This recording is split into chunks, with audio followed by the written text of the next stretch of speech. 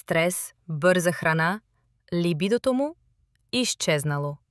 Приятелката му се чувства отхвърлена. Либидото му се чувства отхвърлена, споро проблем.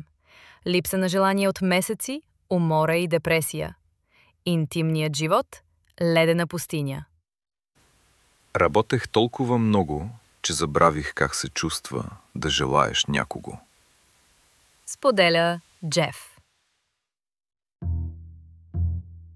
Открива древна ацтекска рецепта. Научава, че какаото повишава серотонина и допамина, а лютивият пипер стимулира кръвообращението и освобождава ендорфини.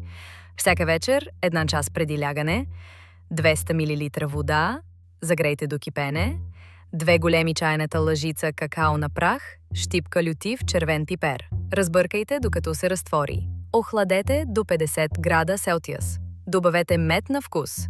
Времетраене – 5 минути. Магия. Резултатите. След 4 седмици. Либидо – 150%. Енергия и настроение – 100%. Интимност с партньорката – 200%. Приятелката ми каза, това какао те прави истински мъж. Чувствам се на 20. Внимание с пипера при чувствителен